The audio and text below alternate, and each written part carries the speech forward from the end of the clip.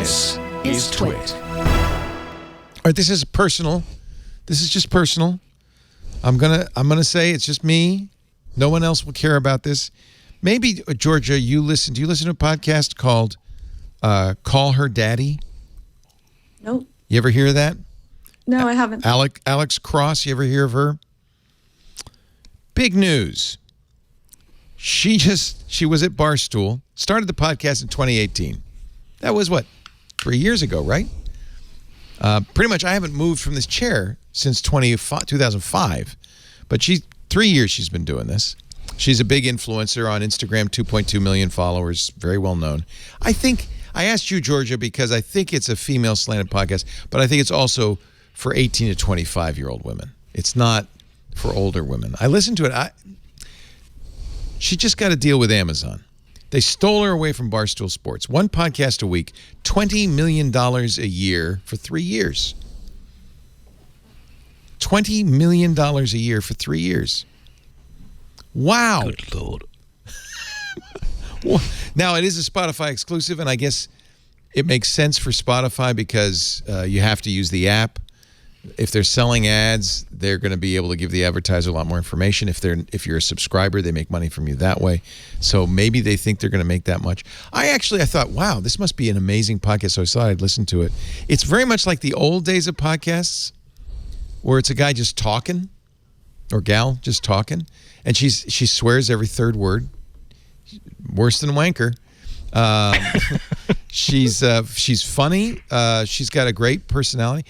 What I think, in a way, at first I was like, how come I didn't get that? But then I realized, first of all, for a lot of reasons, but what she's done that I think is really great is it's not only good for podcasting, it's good for just the notion of a person, a normal person, talking into a microphone and connecting with the audience. She really does. It really connects with the audience. It's very clear.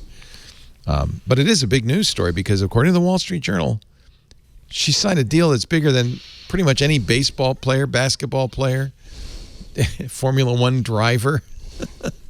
I'm a huge Formula One nut, but let's face it, most drivers really aren't worth listening to. It's just we had a great race. We'd like to work on the car and the aerodynamic they don't get paid for talking. They get paid for driving, right?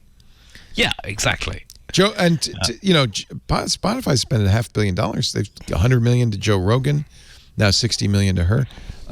So she again, great for her. I never begrudge anybody making a whole bunch of money, but she also had bar stools to amplify her voice. Like my daughters listen to that podcast, and the one time I heard it, I was like, what is that? Because she listens to podcasts to go to sleep.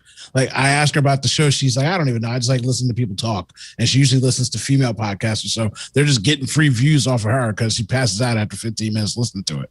But she had a baked in ramp up help audience. And not to say she's not good or great or whatever, but Barstools is pretty large. And that voice that she's got, hopefully is worth the money they paid her because that's a lot of money. And either way, good for her. Get that check. CTC, cut the check. And by the way, I think the problem was that Barstool did not. I think I remember that Barstool offered her $500,000 a year, and she said no. And she worked out her 1 year contract, and then shopped herself. And she's got a big Hollywood agent, I think IAC or something like that. And obviously, it worked. Spotify is really trying to own the podcast market. Yes. Spotify needs something to have value to give to people. So hopefully this is one more thing to add. It's just like Disney Plus. People keep saying, oh, why because they have to put out new content.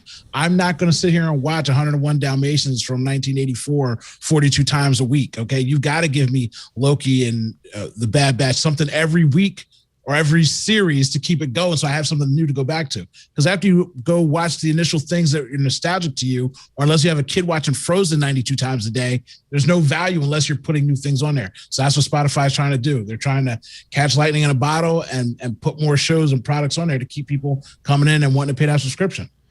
Yeah, the only thing, and I say good for podcasting, it's good for podcasting in the sense that it really shows it's a real business. But it's bad in a way for podcasting. It makes it harder for non-aligned podcasters like me because it's hard to sell it to advertisers who say, yeah, but with Spotify, we get all the information. They don't know that your daughter's asleep. So I can tell them that. Yeah. They may be sleeping. Yeah. But they They're do know, snoozing. when your daughter's listening, they know who is listening. It's her. Yeah. It's one of those things too, you just walk by your kid's room, and I specifically know that show because she does cuss a lot. And I was like, man, because she usually has her headphones on. So like, who is in here cussing like that? Are you on the phone? Oh yeah, she cusses every third word. Yeah, and she's like, nah, I listen to podcasts. This is one of the things I listen to go to sleep. She's like, I usually don't listen to her because she cusses a lot, but I was just trying to put it on. I was like, okay. I think young women love her, and we was talking with Stacey Higginbotham about this. She said, it's empowering women. It's good. Women should be able to get these big deals. It's not just the boy. Exactly. Bros. Yeah. So, and I don't want. It's interesting how podcasting has moved, though, in that it was a big thing in the early noughties, and then just died. Now you kept up with it, Leo, but a lot of people dropped out of the market there, and now it's coming back in. Yeah, but it's changed. So. I don't know. Of course, after I heard this, I started to question my choices. But I think that I was so influenced by old media that I basically made TWiT kind of a old media style TV/radio network, right? And the shows are focused on content, and the hosts have expertise and that kind of thing. And there was, at the same time we started in 2004, there were plenty of podcasts that were just people talking. And you're right, a lot of those went by the wayside. But what was happening, I think what has happened is that it's the rise of celebrity podcasting and the rise of big companies. And I think soon podcasting will be dominated by three companies. iHeartMedia, the big radio broadcaster, which is big into podcasting, Spotify, and Apple, which is already starting to make a play. They launched a Spotcast subscription. Did I say Spotcast? A podcast subscription feature. And I think ultimately they're going to start producing podcasts, and they will even sign podcasters because it's a kind of content. It's just, why not? It's like Apple TV Plus, Apple Podcast Plus. So I feel like it's almost the professionalizing of podcasting in a way. It's the commercializing of podcasting. Oh, tell Lisa I'm still waiting on TWiT After Dark with O'Doctor. You know what I mean? I could talk for days. I'm now thinking maybe we should have gone more toward less towards content and more towards personality. Right? Well, look. Okay, keep the Hawaii trip money going. Keep the gravy train going, and just start sprinkling in some other things and see how it helps float your boat.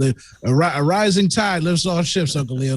Let's not get too offhand. Okay, let's keep doing what we're doing. But I think that it also shows how, after the pandemic, a lot of people wanted to have that company. They were alone. They were stuck inside. True. And so a podcast was that company while you did other things to keep your mind busy so that you wouldn't overspin on stuff that's going to make you feel really stressed out.